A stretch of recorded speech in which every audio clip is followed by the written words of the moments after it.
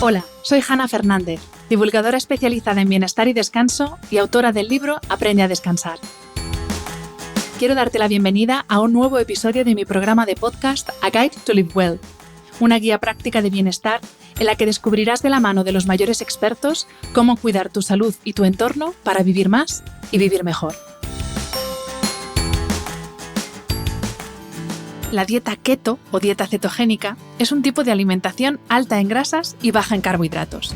Aunque pueda parecer que es la última moda de los gurús de la alimentación, lo cierto es que la dieta cetogénica se ha utilizado desde la década de 1920 para el tratamiento de pacientes con afecciones como diabetes, epilepsia y trastornos neurológicos. En pacientes sanos, como tú y como yo, tiene múltiples beneficios para la salud. El más celebrado es su capacidad para hacernos más flexibles metabólicamente hablando, es decir, hacernos más capaces de quemar grasa como sustrato energético y permitirnos así mantener un peso equilibrado. Pero además, la dieta cetogénica tiene otros beneficios para la salud igual de importantes, como la mejora de capacidades cognitivas como la atención y la concentración, la reducción del apetito y de los antojos de dulce y el equilibrio hormonal. Sí, como lo oyes. Puede que la alimentación cetogénica sea lo que necesitas ahora mismo en tu vida para navegar por las agitadas aguas de los cambios hormonales. Así que si estás pensando en probar este tipo de alimentación o en darle otra oportunidad porque lo intentaste antes y no te funcionó, no te pierdas este episodio con Oriol Roda, doctor en biología molecular, y Néstor Sánchez, especialista en psiconeuroinmunología y fundador de Regenera.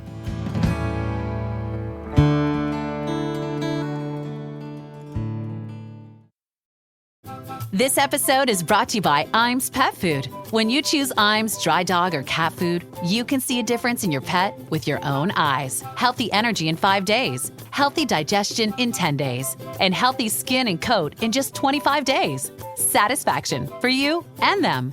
Guaranteed or your money back. Feed Iams dry dog or cat food and see a visible difference. Visit iams.com/difference to learn more. This episode is brought to you by United Airlines. When you want to make the most of your vacation, book with United. They're an airline that cares about your travels as much as you do. United is transforming the flying experience with Bluetooth connectivity, screens, power at every seat, and bigger overhead bins to help fit everyone's bag. And with their app, you can skip the bag check line, get live updates, and more. Change the way you fly. Book your next trip today at united.com.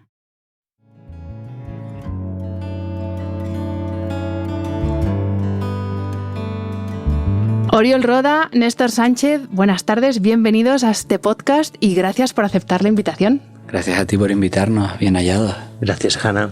Voy a empezar diciendo que yo no soy especialmente fan de la dieta cetogénica. Estoy en ello, o sea, ni sí ni no, estoy en un 50-50 ahora mismo. Porque sí que entiendo como la parte científica, vamos a hablar de la parte científica y entiendo, comparto muchas cosas, pero me parece un tipo de alimentación un poquito complicada de seguir y de ser fiel a ella. Y también os digo, y esto os corresponde un poco a vosotros, tenéis un poco de responsabilidad, no vosotros directamente, pero bueno, los expertos que habléis de dieta cetogénica, sí que se ha vendido un poco como esa herramienta para ser como el típico cuerpazo de gimnasio súper fibrado, súper seco. Y después de leer vuestro libro, y por eso estoy en un 50-50, me he dado cuenta de que hay un approach mucho más como sosegado y mucho más accesible para todo el mundo. Y esa es la perspectiva que quiero que hablemos hoy en esta entrevista. Una de las primeras frases de vuestro libro de Salud Keto empieza contextualizando la era moderna en la que vivimos. Y lo que básicamente decís que vivimos en una epidemia de obesidad y además que estamos más tristes y más inflamados que nunca. Y digo yo, ¿esto es solamente debido a la alimentación, Néstor, por ejemplo? No, o sea, hay tantas cosas que has dicho aquí que me encantan. O sea, número uno, justo lo veníamos hablando con Blanca, mi pareja, que también se dedica a cosas de estas, y decía, es que sales de tu burbujita y ves que todavía hay mucho camino por recorrer a nivel de la divulgación keto, sobre todo porque se ha polarizado, ¿no? Entonces parece que la gente que habla de keto, y es verdad que mucho divulgador keto, solo es keto y todo es la keto. Y si no haces keto, te vas a enfermar, ¿no? Y entonces, justamente cuando nosotros nos pusimos a hablar de qué enfoque le queríamos dar a esto, decimos, tío, es que ¿qué podemos aportar después de tanta experiencia? Podemos aportar que la gente entienda que la alimentación cetogénica es una herramienta que podemos incorporar en nuestras vidas para que juegue a nuestro favor en según qué circunstancias, pero ni necesariamente es la panacea de todo.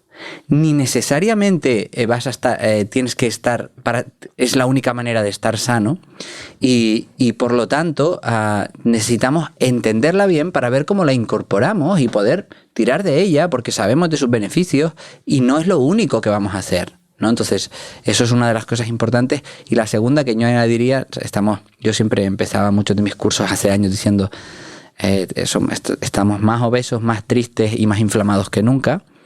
Y yo diría que esto es paradójico porque además ocurre en una sociedad que está enferma de estética.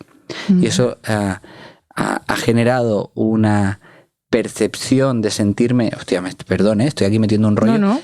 Una sociedad... Pues la introducción que he hecho yo, o sea que tranquilo. Donde tú tienes una percepción de que vas a ser incluido por cómo eres físicamente, que nos daña profundamente. Y en el libro y en lo que divulgamos queremos poner todo eso en contexto, ¿sabes? Porque si no el mensaje es peligroso. Si no ponemos esos matices de es una herramienta que tú la vas a utilizar, la herramienta no te tiene que dominar a ti, no es la panacea de nada, simplemente entiende sus efectos, va mucho más allá de perder peso y ser un musculitas de gimnasio, porque no queremos hablar de eso, porque conozco muchos musculitas de gimnasio que no necesariamente no están nada sanos ni felices. Así que, bueno, todo eso es lo que queríamos explicar en el libro. No sé, Uri. Bueno, yo creo que para empezar el libro le hemos llamado Salud Keto. No aparece la palabra dieta en ningún sitio. Y esto es adrede. ¿Por qué? Porque consideramos que lo que estamos buscando es salud. Y lo que ha dicho Néstor, al final esto es una intervención más dentro de un arsenal de muchas cosas que podemos hacer. Y además iría un paso más allá. La keto en sí misma, la dieta en sí misma, no es ningún objetivo. Es un medio para llegar a un sitio, que es la flexibilidad metabólica, es la capacidad de gestionar la energía de nuestro cuerpo, y la manera como lleguemos, hay muchos caminos. Es verdad que la nutrición es uno de los caminos que va bien y que es fácil y que para mucha gente seguramente será más sencillo esto que decirle que tiene que entrenar muchísimo o que tiene que hacer, depende de qué tipo de ayunos, o que tiene que hacer una exposición al frío, pero es una herramienta más. Me gusta esto que has dicho porque, claro, yo iba a decir, primero, yo cuando digo dieta keto me refiero a estilo de alimentación, no a dieta como el concepto que tenemos de dieta tradicional.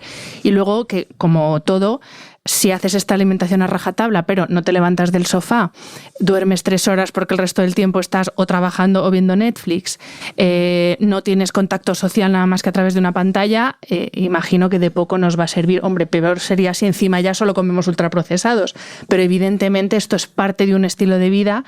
Y hay muchas otras patas que si no están ahí, que esto no hace milagros, vamos, básicamente. Exacto. Sí. Y justo esta mañana hacía un story sobre esto, lo comentaba antes, que como la alimentación, ha sido una aproximación a muchas cosas de la salud y ha sido un avance, de golpe ha adquirido un peso que, justamente eso, me encanta lo que dices, porque nos hace olvidar otras cosas. Y yo decía, si te pasa algo y comes bien, no es la alimentación. Si comes bien y te pasa algo, no es por la alimentación. Uh-huh. ¿Y qué pasa muchas veces? Esto que parece tan evidente, si ya comes bien, no es por la alimentación lo que te pasa. Vas a muchos terapeutas y te prescriben otro tipo de alimentación.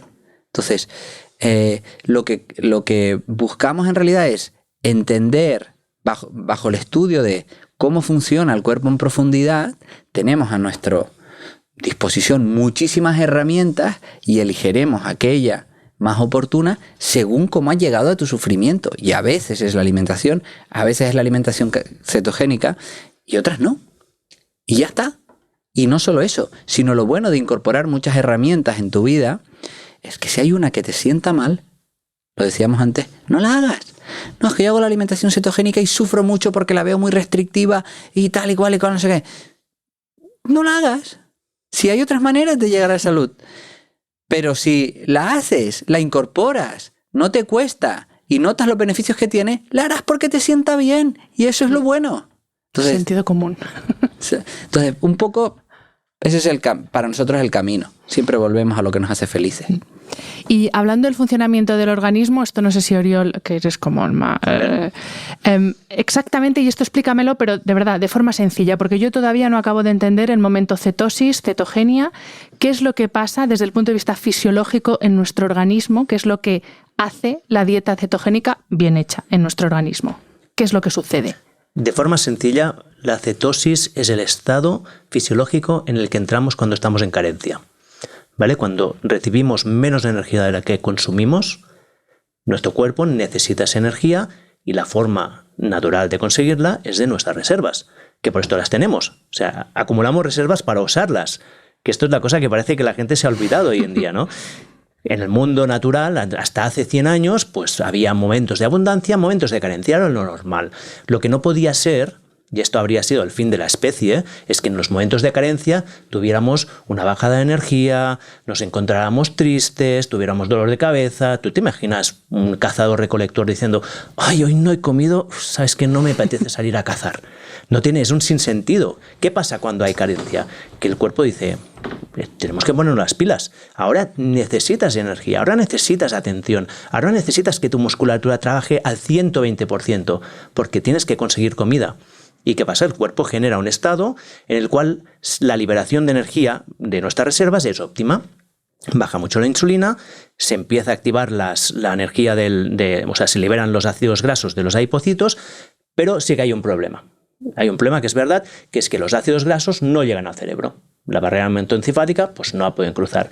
Entonces el cuerpo tiene un workaround, que es que los ácidos grasos se van al hígado, allí son procesados, se generan unos cuerpos cetónicos que sí que son unas moléculas que pueden entrar al cerebro y que es la energía que nos llega al cerebro y a otros órganos, pero principalmente al cerebro. Y esto es lo que hace que la dieta cetogénica, la cetosis, genera esta sensación de bienestar, de plenitud, porque es el estado en que el cuerpo entra cuando hay carencia y necesita rendir por encima de sus capacidades. ¿Vale?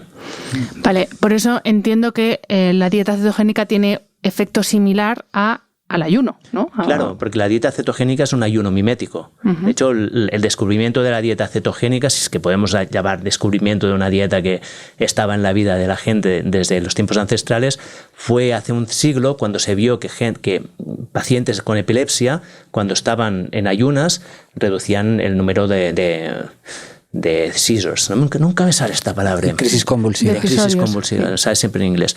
Pero claro, la gente no puede estar eternamente sin comer. Entonces diseñaron esta dieta que simula el ayuno. O sea, al final la dieta cetogénica simula el ayuno sin tener que dejar de comer.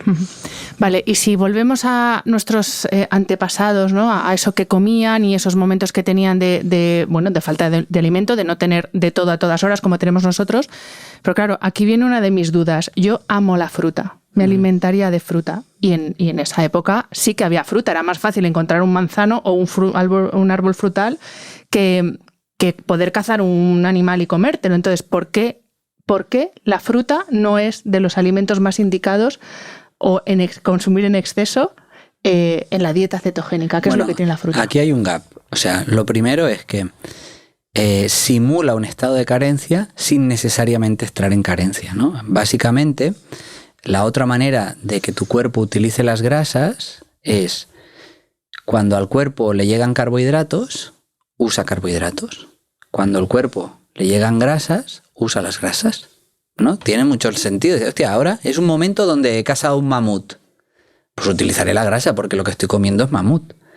He encontrado un manzano lleno de manzanas. Como carbohidratos, quemo carbohidratos. ¿Qué pasa cuando entran carbohidratos y grasa? Como los carbohidratos cuesta mucho almacenarlos, ocupan mucho espacio, ¿no? En el cuerpo tenemos capacidad de almacenar 15 horas de carbohidratos y mínimo 90 días de grasa, mínimo, ¿no? Pues el cuerpo, si llegan los dos, utiliza carbohidratos. Entonces, ¿qué ocurre? Que si yo lo que quiero es generar un estado que sea facilitador para que mi cuerpo entienda que lo óptimo es quemar grasa, no puedo comer carbohidratos. Y las manzanas lo que tienen son carbohidratos, ¿no? Y lo que sí que creo que es bonito, y esto lo hemos incorporado, es que es verdad que en el mundo natural habían frutas. Primero, ni había tantas, ni había en todas las épocas, ni eran tan dulces, ¿no? Entonces, de hecho, ahora ya se ha comprobado que se está empezando a comprobar, pero ya hay algún paper interesante sobre esto, que no genera la misma respuesta metabólica una fruta cuando la comes de temporada que cuando la comes en un contexto que por la luz del sol que hay no tocaría que entraran carbohidratos. Y esto es muy interesante. Entonces, probablemente hay una asociación entre los estados de cetosis y el momento del año en el que estamos, ¿no? Que es algo que hablamos, ¿no? En invierno, que no hay tanta luz ultravioleta, que no hay tanta fruta y que lo que toca es utilizar grasa, ya nos apetece comer más caldos, comer más cosas densas, tiene más sentido que en verano, cuando está todo lleno de sandías, peras, tal, no sé qué, pues es otro momento, ¿no? Es verdad que en el Mediterráneo ahora hay temporada de frutas todo el año, pero sí que tiene más sentido esto, ¿no? Entonces, y respondiendo a tu pregunta, perdona, básicamente no se pueden comer manzanas porque si entran manzanas son carbohidratos suficientes como para que el cuerpo entienda que, jope, si yo tengo un tonel para reservar grasa y un vasito de café para reservar carbohidratos, es mejor que queme carbohidratos. Yo siempre explico lo mismo. Cuando yo era adolescente, en mi casa teníamos tareas, ¿no? Y mi tarea, hacíamos una compra grande de mes. Entonces nosotros vivíamos en una cuestión muy paradójica, que es, hacíamos una compra de un mes, pero teníamos una nevera muy pequeña. Y yo siempre me acuerdo que hacía unos croquis para guardar todo lo de la compra del mes porque no me cabía en la nevera. Entonces muchos días me acababa comiendo 7 yogures porque no me cabían, ¿no? Entonces un poco el cuerpo prioriza en lo que puede guardar y lo que no puede guardar, ¿no? Entonces un poco pasa eso, que no podemos comer, si comiéramos siempre manzanas, es muy difícil que tu cuerpo use la grasa. Y volviendo antes, Oriola, a lo que hablábamos del estado de cetosis, ¿cómo sé yo que estoy en cetosis? O sea, ¿es necesario estarse todo el día midiendo con los medidores estos que ya hay mucho Instagramer que está todo el día promocionándolo? ¿Es necesario estar todo el día midiéndose o cómo sabe uno que está en cetosis? A ver, una persona cuando ya ha experimentado la cetosis varias veces... Bueno, primero, si quieres, te cuento un poco cómo es la medición de cetosis, ¿te parece? Sí. A ver, la dieta cetogénica, una de las gracias que tiene es que es la única que tiene un biomarcador objetivo. ¿Vale? Que tú puedes medir una molécula y esto te dice si estás o no estás en cetosis.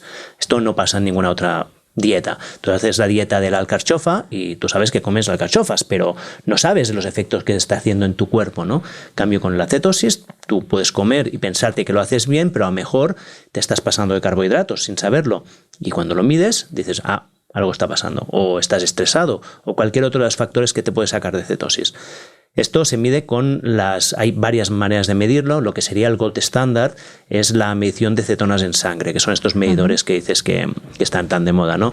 Estos hay los que te haces un pinchazo en el dedo y pones una tirita y te dice como los medidores de glucosa, y ahora han salido también los continuos, que te los enganchas en el brazo y tienes 15 días de medición.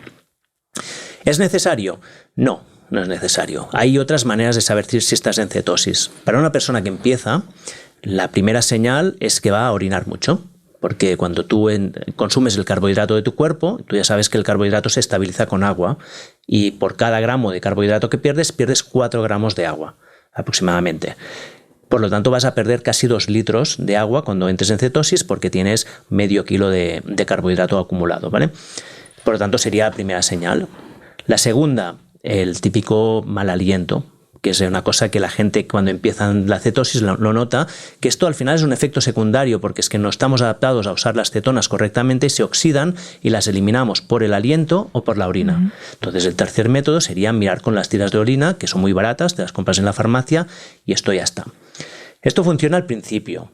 Una vez estás adaptado, estas mediciones ya no son tan precisas porque optimizas el uso de cetonas. Entonces, puede ser útil la medición en sangre si ves que hay algún problema. Yo, por ejemplo, hace un par de años pasé un momento de mucho estrés y aunque llevo 12 años haciendo cetosis, intenté entrar Y no había manera, no tenía las sensaciones y bueno, me medí en sangre, vi que no entraba, entonces digo, bueno, a lo mejor pasa algo, a lo mejor dejo de hacerlo ahora y lo hago dentro de un mes cuando esté más tranquilo. Entonces esto te puede servir la medición de cetonas. Si estás haciendo experimentos en tu vida, ¿no? Pues por ejemplo, nosotros que nos gusta friquear, pues al Néstor que se pone en agua congelada y ve qué pasa, pues a los frikis sí que nos va bien tener estos datos y luego nos mostramos y fíjate el pico de glucosa o el pico de aquí. Pero para una persona normal no es necesario ni medirse continuamente. Sería interesante en momentos de duda o de entrada en cetosis cuando aún no tienes las sensaciones. Porque el estado de cetosis, o sea, es permanente, tú entras y si sigues comiendo así ya te quedas en cetosis o vas y vienes, si te comes una uva de más ya se va la cetosis. ¿Cómo funciona Aquí esto? Me has dado pie a una cosa que quería contarte antes, ¿no? Porque has hecho un comentario que era muy interesante, ¿no? Que hablamos de la restricción de carbohidratos y que es tan mala, ¿no? Y esto sucede por una simple razón, y es que hoy en día hemos tenido durante toda la vida tanta exposición al carbohidrato y comiendo constantemente, que lo que pasa es que nuestro cuerpo se ha atrofiado.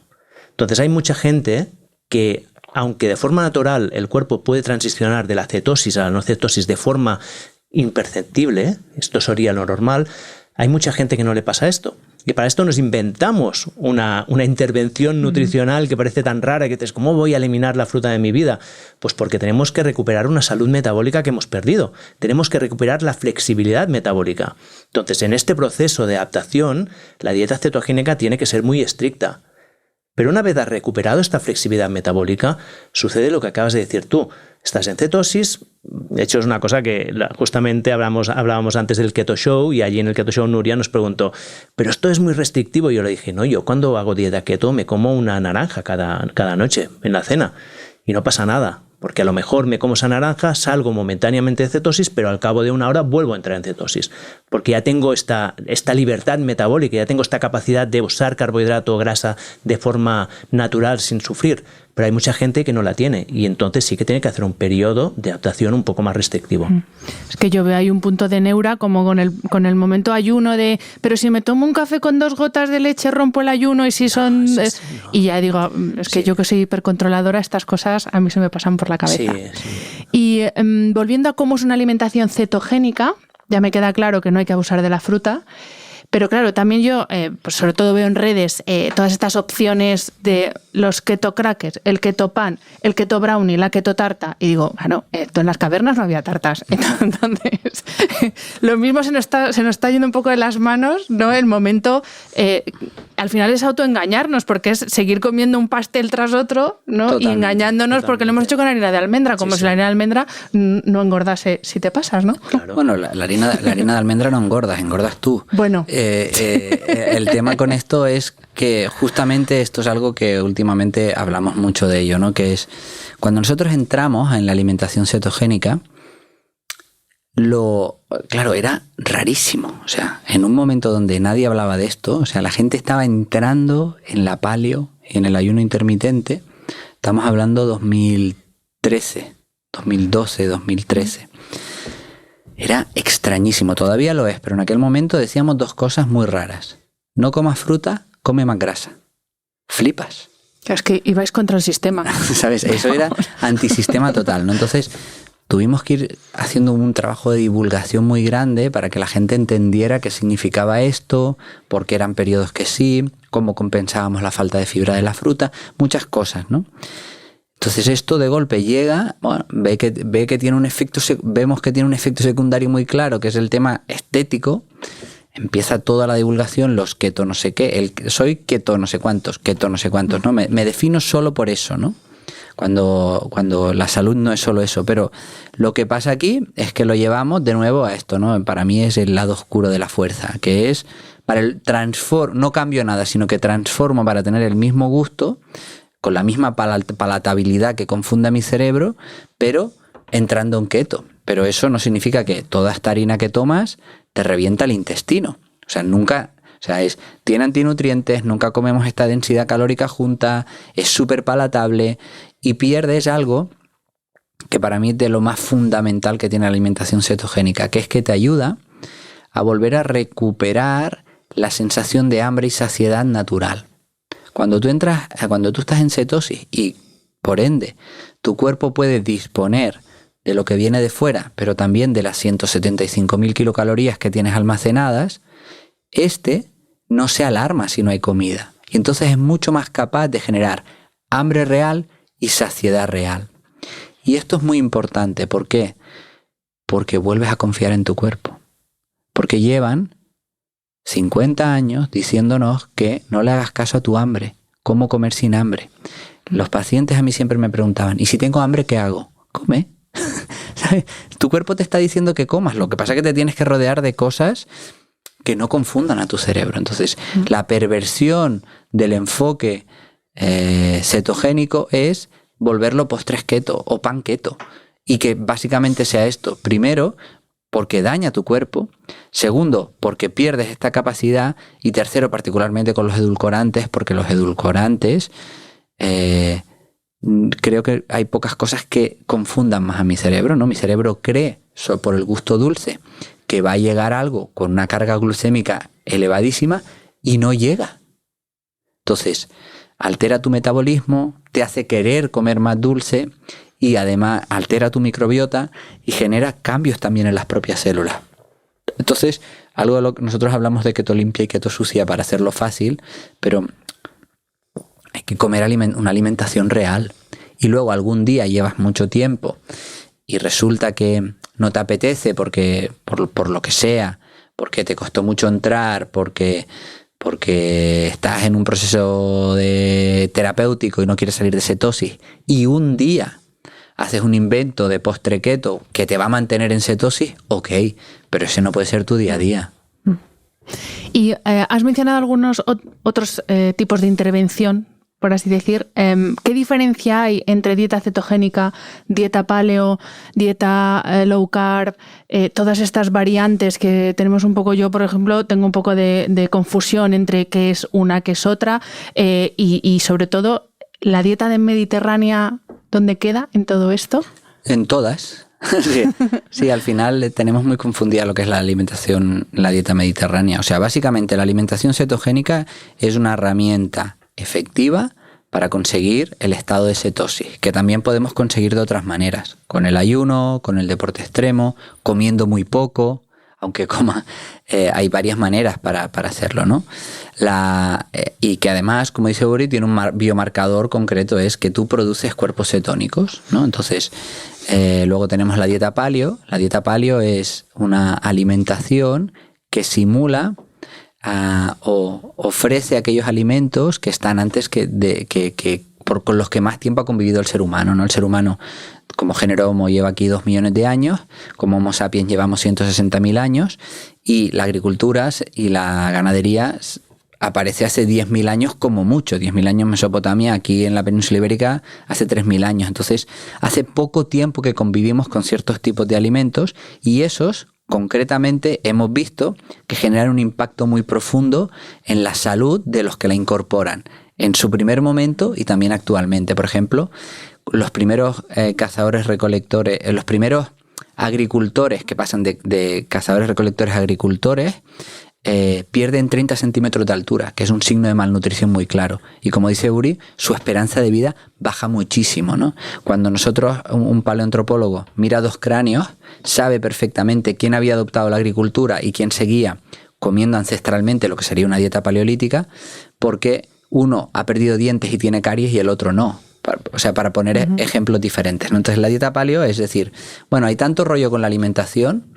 ¿Cuál es lo que probablemente nos sienta mejor? Los alimentos con los que llevamos conviviendo más tiempo.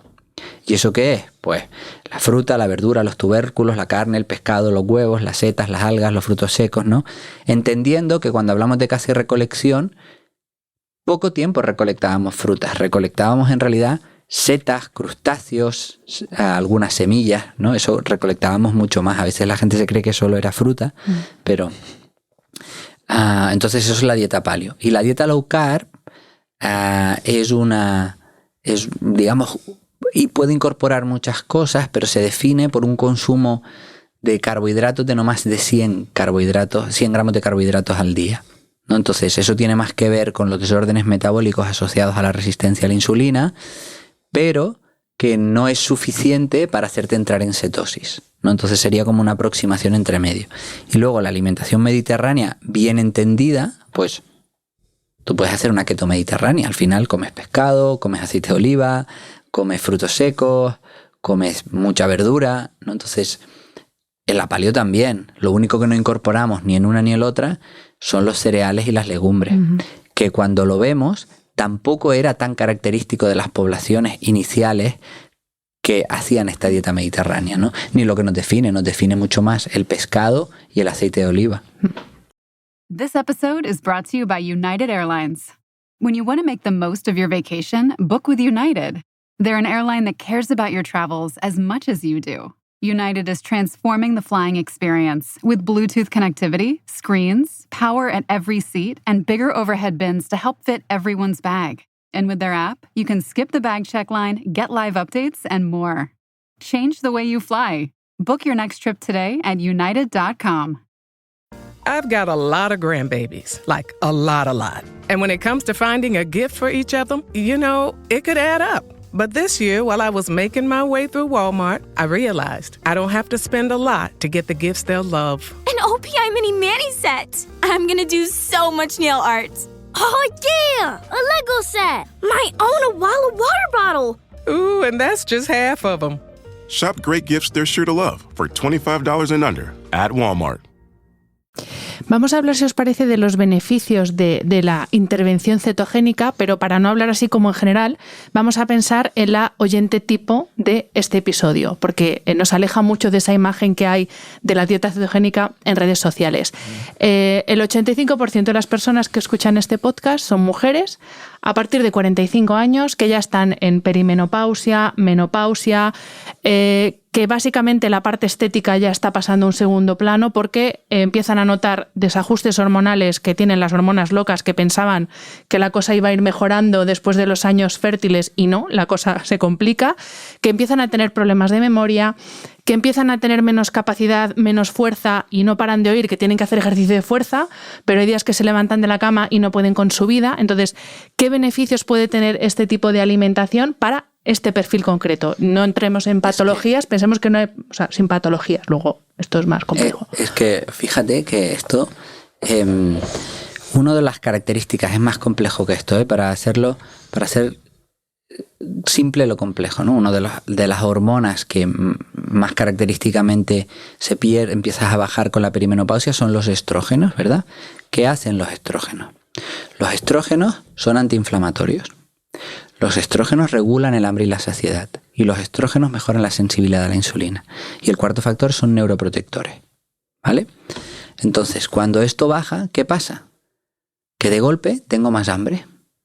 Factores inflamatorios que estaban tamponados por los estrógenos empiezan a aparecer.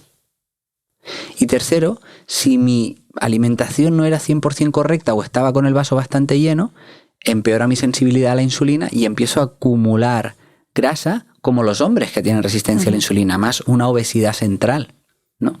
¿Por qué la alimentación cetogénica te va a ayudar tanto a este nivel? Justamente porque por sus efectos que tiene. Es una alimentación que no hay insulina porque no hay carbohidratos. Los cuerpos cetónicos son antiinflamatorios y además es una de las intervenciones que mejor regula el hambre y la saciedad. Y además, cuando ya has entrado en cetosis, hay un pico de dopamina. Las cetonas inducen la producción de neurotransmisores asociados a la motivación. Entonces, de golpe te encuentras en un estado que en parte contrarresta todos los efectos propios de los cambios hormonales. Por eso parece extraño, porque es paradójico, pero quizá no encontraría un estado, un momento vital donde para mí sería más evidente, si empiezas a tener síntomas, incorporar la alimentación cetogénica.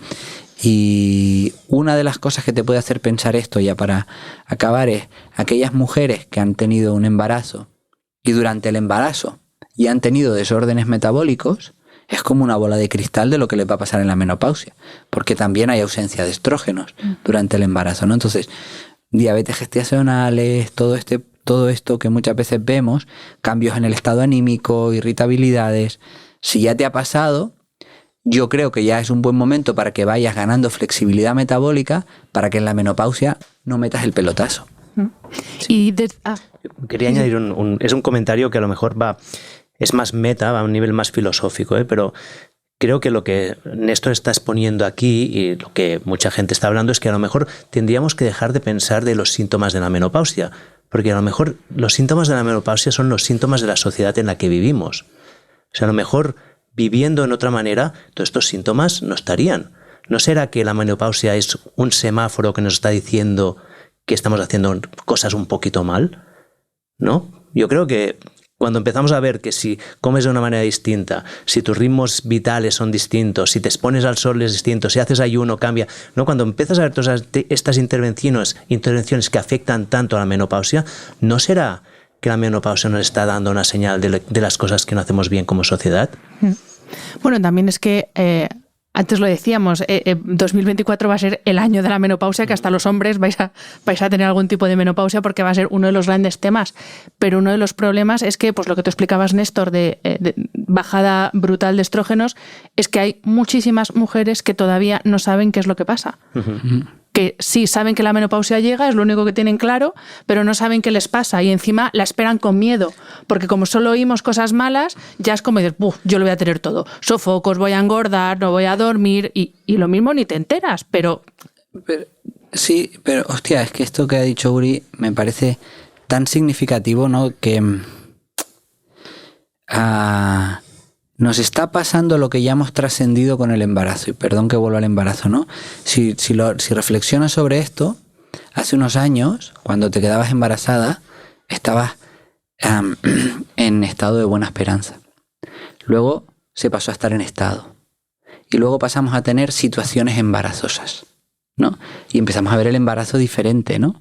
Y se medicalizó muchísimo, ¿no? Y ha habido una corriente muy fuerte de entender que forma parte del proceso vital y que no es una enfermedad. Y ahora yo siento que está pasando con la menopausia. ¿Por qué? Porque parece un castigo divino. Ahora hay que sufrir, pero no, es un proceso que tiene que ver con tus circunstancias previas que te llevan hasta aquí, y ahora algo que lo estaba tamponando manifiesta cosas que ya tenías. Ole que te salgan ahora, porque al menos te das cuenta, pero tenemos que entender de dónde vienen. Entonces, más allá de la herramienta, que está muy bien, lo que ha explicado Oriol para mí es la clave, es decir, pon la vista atrás, mira todo lo que llevas acumulado y ahora se te manifiesta. Y gracias a que se te manifiesta, probablemente actuarás. Y eso no quita que luego hay 1000 factores, polimorfismos, muchas cosas que, bueno, pues que te hacen más, que te predisponen a tener más síntomas de un sitio o de otro, y lo entendemos, ¿no? O 1000 circunstancias vitales. Pero es verdad que cuantas más cosas incorpores en tu estilo de vida aquí, más probabilidades tienes de que tengas una menopausia que no te enteres.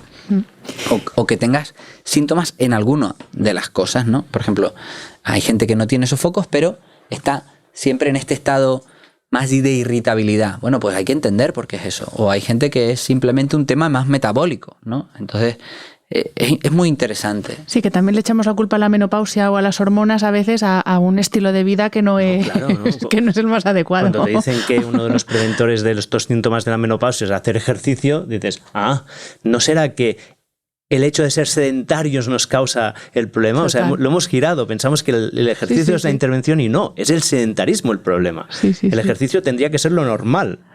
Y desde el punto de vista longevidad, porque sí que he leído últimamente sobre la dieta que imita el ayuno, como sí que parece que se está viendo que sí que tiene efectos sobre no solo que vivamos más años, sino que vivamos más años con buena calidad de vida. La dieta cetogénica, no sé, ¿se ha estudiado? ¿Hay algo, la ciencia nos dice algo en este sentido? Hay varias cosas aquí. Una, por ejemplo, es que ya hemos comentado, bueno, hemos mencionado específicamente, pero una de las cosas que nosotros sacamos del libro, que no nos metemos en esta dualidad entre el movimiento de la restricción calórica y el movimiento metabólico, ¿no? Los que dicen, no, para perder peso tienes que estar en déficit calórico, y los que dicen, no, todo es una cuestión metabólica, ¿no? Nosotros decimos, claro, es que las dos cosas son verdad. Es evidente que para estar en restricción calórica, o sea, para perder peso tienes que gastar más de lo que consumes. Normalmente es mejor gastar más haciendo más ejercicio que no restringir la comida, pero también es verdad que el estado óptimo para hacer esto es en la cetosis, ¿no?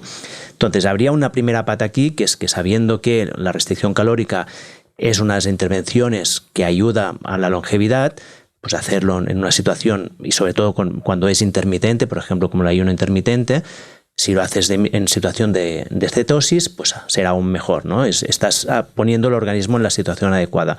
Luego hay derivadas de aquí, por ejemplo, la cetosis se ha visto que tiene fuerte impacto sobre las enfermedades neurodegenerativas, ¿no? Porque de hecho se está pensando cada vez más que las enfermedades neurodegenerativas son enfermedades metabólicas, que las neuronas pierden la capacidad de utilizar bien la glucosa y entran en apoptosis, se mueren y generan pues, los péptidos beta-amiloide, por ejemplo. Como la cetosis va por un método alternativo de energético, que en principio no tendría que estar dañado, se está dañando el de la glucosa, es un neuroprotector. Aparte de que las propias cetonas inducen la transcripción de genes que son antioxidativos y que son neuroprotectores. Por lo tanto, a nivel de calidad de vida, esto es muy importante, porque es el gran miedo que tenemos como sociedad ahora, son las enfermedades neurodegenerativas, es hacerte mayor y perderte a ti mismo. Sí, pues y luego 2 cositas más con eso, ¿no? Que básicamente ahora que entendemos mejor cómo es la neuroinflamación, que sé que hablaste hace poco sobre neuroinflamación, básicamente solo un 10% de las neuronas, de las células que hay en el cerebro son neuronas, los otros son células glía, ¿no? Y esas células glía se ha comprobado que para convencerlas de que generen un contexto antiinflamatorio, las cetonas juegan un papel muy relevante. Y eso es lo que explica, de hecho, por qué quitan las crisis convulsivas, que es un síntoma de neuroinflamación. Y por eso en los estudios de las señas de identidad, el estudio más famoso sobre longevidad cerebral, que es el de las señas de identidad del cerebro envejecido, hablan de la rigidez metabólica, de la incapacidad de producir cuerpos cetónicos. Y la segunda gran razón asociada a la longevidad es que genera salud mitocondrial. Y parece ser que hay un paper muy famoso que es de un español que se llama López Otín, ¿no? De las señas de identidad, ¿no? Del envejecimiento, ¿no?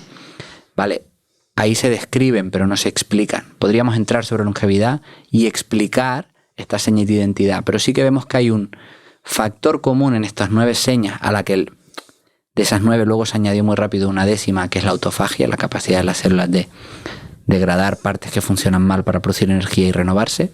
De esas 10 señas, todas coexisten o tienen detrás que necesitan una buena salud mitocondrial. Y justamente la alimentación cetogénica es óptima para obtener una buena salud mitocondrial. Pues si os parece, vamos a seguir por ese uso terapéutico de la alimentación cetogénica. Yo antes de empezar a grabar os comentaba que yo la primera vez que oí hablar de este tipo de alimentación fue cuando mi cuñado enfermó de cáncer, y buscando cosas que podíamos hacer desde la parte del paciente, me topé de repente con esta intervención. Pero también, Néstor, me has comentado antes que tiene uso terapéutico en enfermedades asociadas más a las mujeres, como endometriosis, creo que síndrome de ovario poliquístico. Entonces, explicadnos un poco este uso terapéutico que puede tener este tipo de intervención. Si quieres te cuento el cáncer y las otras, vale, Néstor, que perfecto. las domina más. La del cáncer, además, es muy interesante porque justamente hace un par de meses un amigo mío de Canadá me mandó un mensaje en WhatsApp y dijo que quería hablar conmigo, y lo llamé y me dijo: mira, es que a mi suegro le han diagnosticado un cáncer, un tumor en el cerebro, y en el hospital le han recetado la dieta cetogénica. Cuéntame, ¿no? O sea, que estamos hablando de una intervención que ya no está en los círculos así esotéricos, sino que en los hospitales la están recomendando, y de hecho grandes científicos de hoy en día, expertos en cáncer, la mencionan como una gran intervención. Hay 2 factores que afectan el cáncer. Uno es el efecto Warburg, que no sé si lo conoces. No. El efecto Warburg, que es un efecto que se descubrió ya hace 100 años, es que justamente las mitocondrias de las células cancerosas están dañadas en general. No en todos los cánceres, pero en muchos cánceres las mitocondrias están dañadas y por lo tanto no pueden usar la grasa como energía y solo usan glucosa. Ahora, son unos grandes devoradores de glucosa, o sea, queman glucosa a mansalva. Pero ¿qué pasa cuando la eliminas de tu cuerpo? ¿Qué pasa cuando tu cuerpo no tiene glucosa? Pues básicamente matas de hambre al cáncer. Y esto se llama el efecto Warburg, ¿vale? Entonces sería un primer efecto que no es ni para todos los tumores, tampoco no cura, ¿eh? Esto sería como un efecto que si tú vas haciendo una de más y que a lo mejor de forma preventiva a lo largo de los años podría sumar un factor más. Y luego tenemos la protección que confiere la dieta cetogénica a los tratamientos clásicos del cáncer, como la quimioterapia o la radioterapia. Y es que la dieta cetogénica, igual que el ayuno, lo que hacen es arrestar un poco el ciclo celular de las células normales. Estas no se dividen tan rápido y por tanto están un poco protegidas ante los efectos de estas intervenciones que básicamente matan todas las células que se dividen. Y por esto ahora lo recomiendan en los hospitales como un tratamiento complementario a la quimioterapia. De hecho, bueno, entrevisté a Walter Longo hace más de un año. Justamente. Y bueno, él explicó el efecto Warburg, ¿así que se llama? Sí, él lo hace, su intervención es desde el ayuno o desde la dieta, el ayuno mimético, ¿no? No, pero que explicaba esto, que las células tumorales son como células tontas, entonces en cuanto les quitas el azúcar no saben para dónde tirar, y entonces mientras que las células sanas son listas y se pueden mantener aún en ausencia de alimento. Siempre, es curioso porque... siempre y cuando mantengas la flexibilidad metabólica. Exacto. De hecho, las células cada vez más tienen un concepto que se llama memoria celular o glucosistéresis, que significa que cuanto más tiempo una célula solo ha utilizado la glucosa, más se resiste a cambiar de sustrato. ¿No? Y entonces más cuesta lo que tú dices, de que nos preguntabas antes. Pues yo, en un día es muy normal que entres, salgas, eso es lo que nos debería pasar a todos. Que me muevo más dentro, no como y entro, pero luego me como una manzana y salgo, pero luego eso debería ser así. Pero claro, no solo las células cancerosas, sino el problema es que tenemos demasiadas células tontas todavía en salud porque llevan demasiado tiempo sentadas en el sofá viendo series de Netflix.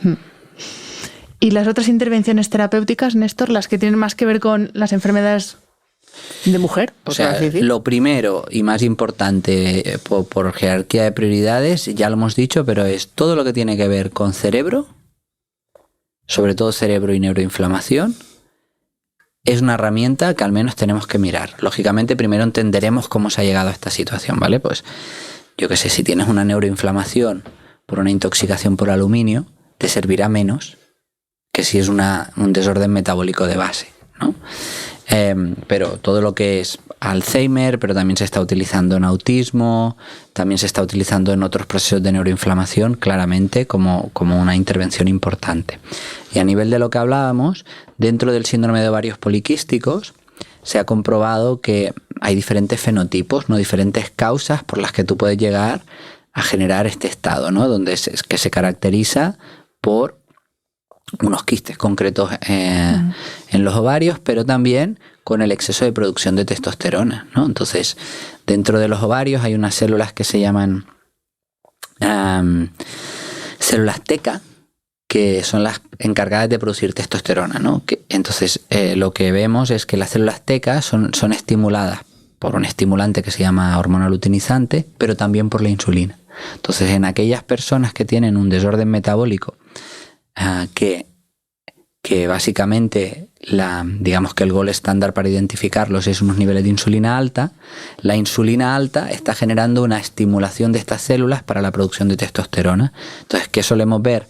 Pues fenotipos de desorden metabólico, es decir, personas que tienden a acumular, no necesariamente obesas, pero grasa central, síntomas de resistencia a la insulina, y vemos que tienen también hirsutismo, típico del síndrome de ovarios poliquísticos, problemas menstruales y exceso de testosterona. Entonces, ¿por qué la alimentación cetogénica funciona aquí? Porque va a corregir el desorden metabólico que tienen, y principalmente de golpe bajas la insulina, que es lo más importante, ¿no? Eso no quiere decir que todos los síndromes de ovarios poliquísticos, por ejemplo, hay algunos que tienen más que ver con que produces andrógenos a nivel de las suprarrenales. Pues ahí no te va a funcionar, incluso te lo puede empeorar. Pero lo que tiene que ver con metabolismo ayuda mucho, ¿no? Y para mí las otras dos grandes es la endometriosis. Nosotros hicimos hace un tiempo... Yo estaba muy cansado porque en consulta coincidió que venían muchas mujeres con endometriosis y lo pasan muy mal y están súper juzgadas. Y básicamente lo que les dicen es: tómate pastillas anticonceptivas y has tenido mala suerte. Y ahora sabemos que la endometriosis es un crecimiento en un lugar que no toca de un tejido que es el endometrio. Y eso genera pues un componente inmunitario asociado de este tejido no debería estar aquí, un exceso de proliferación y una inflamación. Y esto puede estar provocado en parte por un exceso de estrógenos, pero no es la única causa. También hay una proliferación excesiva y hay una inflamación. Entonces, con la alimentación cetogénica conseguimos justamente a estas células hiperproliferativas que de hecho están generando un efecto Warburg, es decir, pues lo que describió este señor, el señor de Warburg, por el que ganó el Premio Nobel de Medicina, que es estas células reservan todas sus proteínas para construir en vez de para generar energía, y utilizan toda la energía desde la glucosa. Por eso el tejido hiperprolifera. Pues lo mismo que pasa en el cáncer, no es que sea lo mismo, pero sí que es un proceso proliferativo. La alimentación cetogénica le va muy bien, pero es que además es antiinflamatorio. Y entonces con esto dije, tío, pero hay pocos estudios. Hay mucha plausibilidad biológica, pero pocos estudios. Y en un momento dado, con el equipo que teníamos, dije, tío, vamos a hacer un programa que le llamamos programa AIRE. Era abordaje integrativo y regenerativo de la endometriosis, programa AIRE. Y yo lo voy a explicar, es decir, hay poca evidencia, pero daño no vamos a hacer y vamos a ver qué ocurre. Y tenía una intervención metabólica asociada a la alimentación, pero también tenía apoyo psicológico, apoyo de tribu, suplementación específica, tenía otras cosas, pero los cambios que generamos a ese nivel y el profundo agradecimiento que tenían las mujeres, de los cuales en el primer grupo 4 se quedaron embarazadas cuando no se podían quedar embarazadas, fue brutal. Entonces, eso es lo bonito, entender para qué sirve la herramienta para poderla aplicar en unos lugares u otros, ¿no? Y algo parecido, para no enrollarme mucho, si quieres luego lo explicamos y si no, no pasa nada, ocurre con el lipedema, que es otra patología. Sí, pues vamos con ello porque me escriben muchas mujeres preguntándome con cualquier tema que trato en el podcast ¿y esto tiene algo que ver con lipedema? ¿Esto me va a servir con lipedema? Y es verdad que es un tema que tengo pendiente para hacer en el podcast porque es bastante más prevalente por lo que veo de lo que yo pensaba. Sí, bueno, el lipedema, ¿no? Es para lo quien no lo sepa, es el sobrecrecimiento de tejido adiposo en unas regiones concretas del cuerpo, normalmente caderas, muslos, pero también detrás de los brazos, y ese tejido se inflama y duele. Y claramente aparece en los momentos de cambios hormonales, por ejemplo, en la menarquia, en los embarazos o en la menopausia. Por eso siempre se asocia, primero, solo lo sufren las mujeres, o principalmente las mujeres, y se asocia mucho a los estrógenos, ¿no? ¿Qué hacen los estrógenos? Los estrógenos tienen esta capacidad de inducir que estas regiones más este tejido adiposo más hormonosensible acumule materia prima, ¿no? ¿Por qué? Porque son lugares donde las mujeres acumulan para algo tan costoso energéticamente como es el embarazo. Entonces es verdad que los estrógenos están involucrados en esto y hay que contemplarlos. Pero lo segundo y lo que se nos había olvidado es que tú acumulas, pero luego puedes gastar. ¿Qué es lo que suele impedir que nosotros utilicemos la grasa?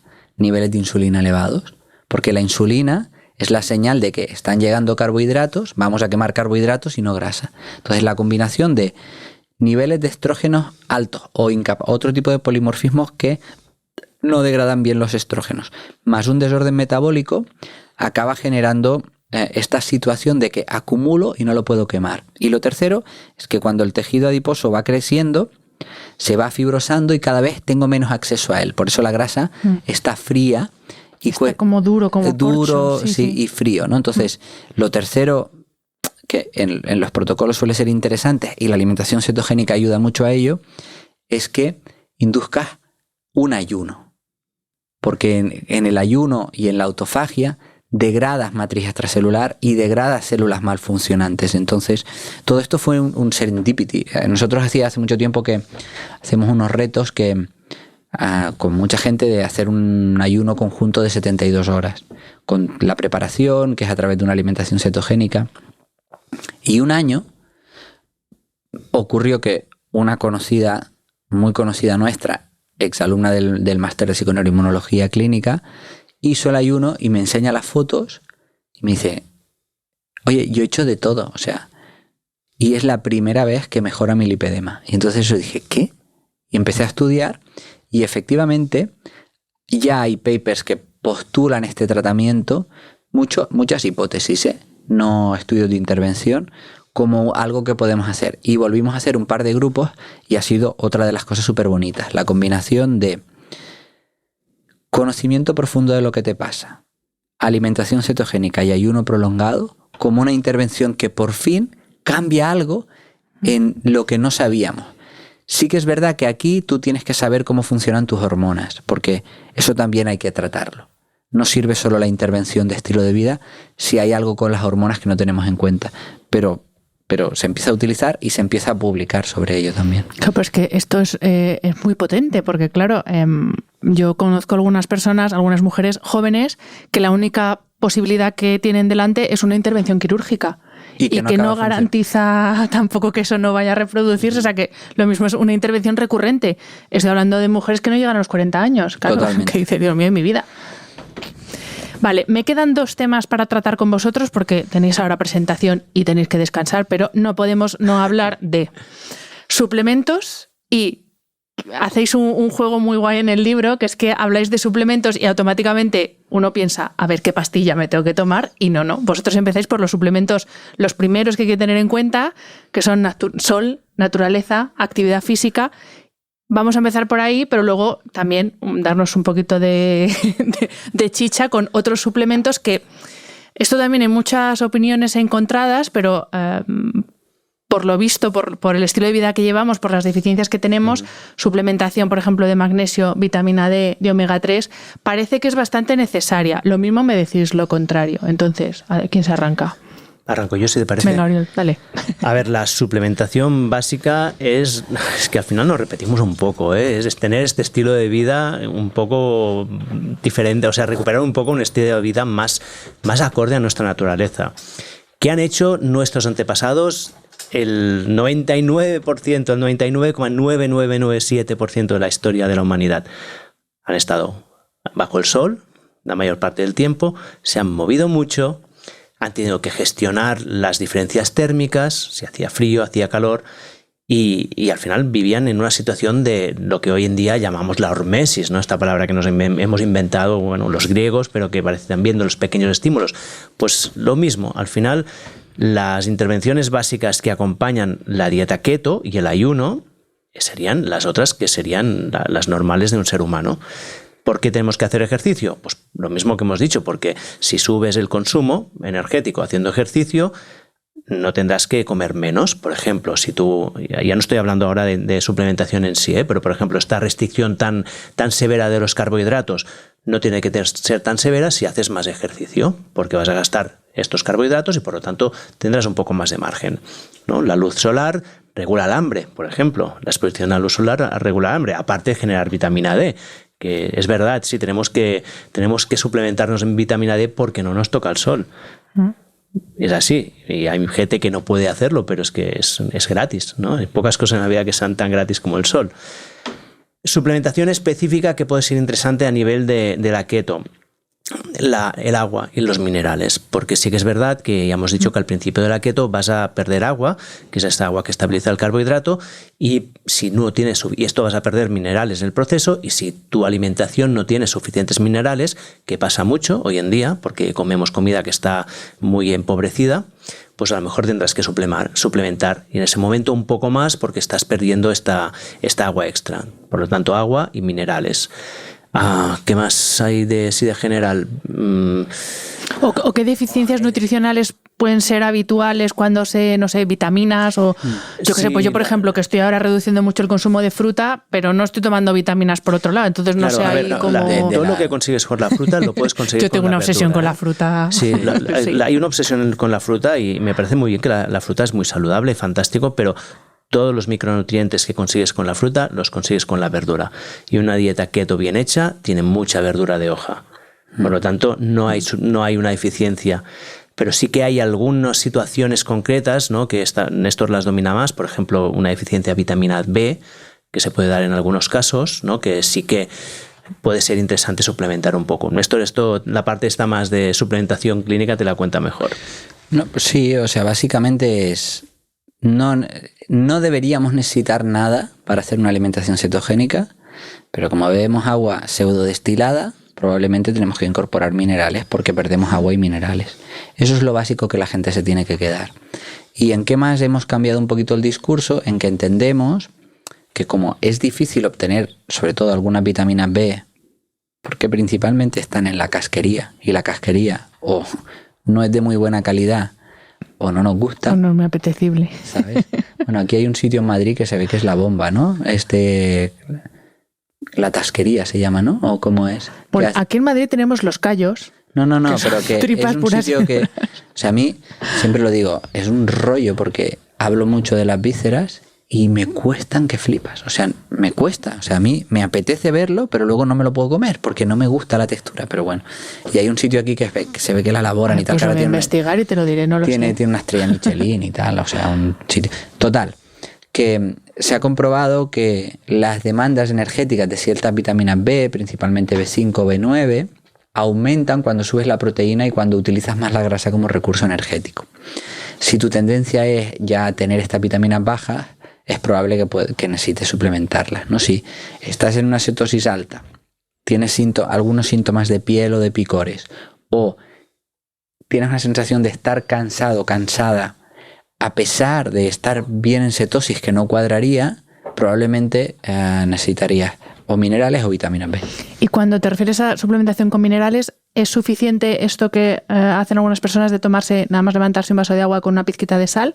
Porque minerales hay muchos, claro. No. ¿De qué minerales estamos hablando? No, porque piensa que del agua incorporamos 17 minerales diferentes, ¿vale? Entonces tenemos los macrominerales, calcio, magnesio, sodio, potasio, los minerales traza, ¿no? Donde está el zinc, el selenio, el molibdeno, y otros que se postulan que podrían estar, ¿no? Como pues, el litio, el vanadio, cosas así, que está a muy poca cantidad.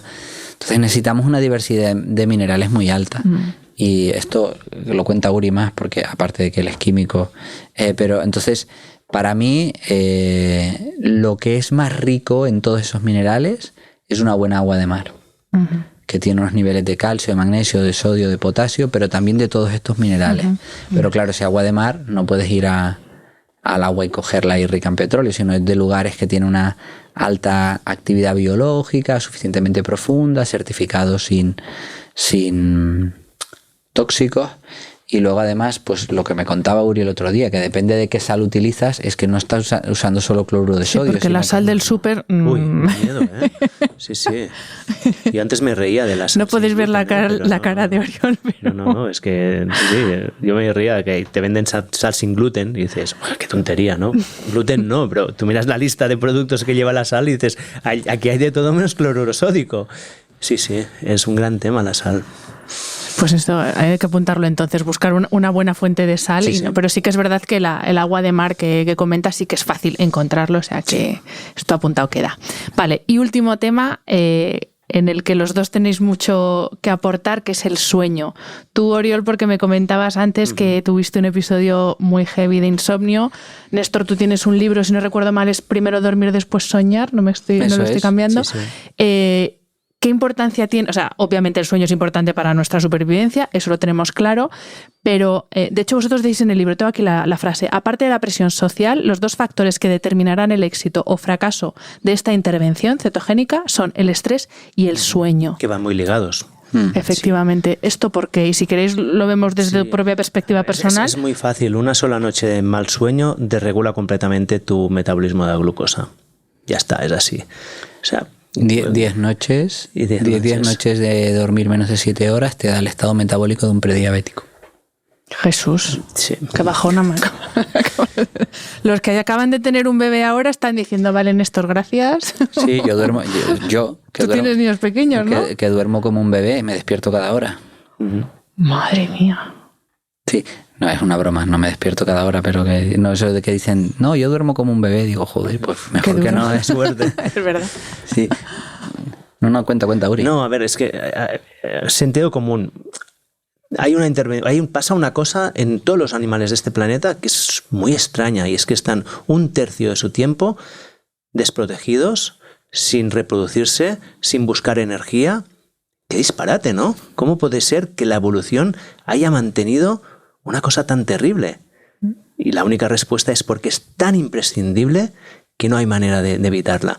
Y de hecho te digo más, hay algunos autores que dicen que el estado por defecto del ser vivo es el dormir y que el despertar es justamente la alternativa. Entonces a partir de aquí es la base, es un tercio de nuestra vida. Y cualquier cosa que hagas por encima está supeditado a un buen sueño. Yo creo que no hace falta dar muchas vueltas más, ni explicar mecanismos metabólicos ni nada, es sentido común. Totalmente de acuerdo. Yo no lo podría explicar. Si no fuera así, sería el mayor fracaso de la historia de la selección natural. Sí, el mayor fracaso de la evolución, ¿no? Sí, el haber sí, mantenido el sueño. Y ya para terminar, ¿qué tal con el Oura? Porque yo soy una friki de los dispositivos y nada más entrar por la puerta te he visto la mano y he dicho, visto, es el Oura. ¿Qué tal? Es una marca identitaria, ¿eh? Mucha gente ya sabe que yo llevo este anillo. Este es un anillo que me recuerda uno de los peores episodios de mi vida, y es que yo pasé 5 años de profundo insomnio. Fue una combinación justamente del nacimiento de mi primer hijo, de que teníamos una empresa, Néstor y yo, que se llamaba Mammoth Hunters, toda la presión y tensión y una propensión también familiar que hay. Y fueron 10 años de vivir obsesionado con el sueño. Yo vivía como era mi obsesión, mi miedo. Y ya sabes además que el insomnio, gran parte del problema es justamente el miedo a no dormir, ¿no? Me compré el anillo para ver cómo era mi calidad del sueño. Al final esto se transformó un poco en mi obsesión de ir mirando cada día para reforzar una cosa que yo ya sabía, porque si no había dormido bien no hace falta que me lo diga un anillo. Pero como soy muy friki, me lo quedé. Llegué a un momento que conseguí superar un poco esta obsesión. Ahora ya he superado esta fase. Hoy se lo comentaba a Néstor, que ya llevo tiempo, ya llevo 2 años que estoy ya cada vez mejor, pero ahí estoy en un punto que prácticamente podríamos decir que no tengo problemas del sueño. Pero aún lo mantengo y ahora a mí me sirve, mira, te digo la fricada para qué me sirve ahora, es que ahora lo uso para medir mi edad biológica. Ah, ¿con el Oura se puede? Con el Oura. Hay una empresa española que se llama Eterna Diagnostics, que Marcos Ladreda, si quieres lo tienes que llamar un día para que venga aquí y te cuente cosas, que ha desarrollado un test de edad biológica, que lo hace con sangre. Es de hecho los primeros que han desarrollado un test de sangre de edad biológica, y además tiene una aplicación que se conecta con diferentes dispositivos, puede ser el Apple Watch o yo que sé, cualquiera de los dispositivos, y te mide la edad biológica. Entonces yo miro allí, veo que tengo 6 años menos, o sea que tengo 40 años biológicos y 46 cronológicos y me pongo contento. Que eres friki como yo. Soy muy. Yo estoy pendiente a ver de cuándo sale el Apple Watch que mide la glucosa sin pinchar, y en breve seguro que también lo sacan que mide la cetosis sin pinchar también, sí, seguro. Sí. Pues Oriol Roda, Néstor Sánchez, muchísimas gracias. Es un placer, bueno, ya te he dicho, Néstor, es un placer leerte, seguiros a los dos en redes. A ti, Oriol, no te conocía, pero un gustazo ver tu trabajo, y gracias por este libro que es el sentido común aplicado a la dieta cetogénica, que yo creo que hacía mucha falta. Así que muchísimas gracias. Muchas gracias. Espero que hayas disfrutado del episodio. Este programa de podcast es independiente y en abierto gracias al apoyo económico de marcas que apuestan por mi trabajo y confían en mí para ayudarles a comunicar su mensaje. Los expertos que aceptan mi invitación a intervenir en este programa no tienen ningún tipo de vinculación con dichas marcas a menos que se especifique lo contrario. Y todo el contenido de mi podcast, página web y redes sociales que haya sido patrocinado irá acreditado como tal. Gracias por ayudarme a que este proyecto siga siendo viable e independiente visitando la web de mis anunciantes, dejando reseñas, comentarios y valoraciones en las distintas plataformas de reproducción y compartiendo mi contenido en tus redes sociales. Mil gracias por estar al otro lado. Nos escuchamos en el próximo episodio.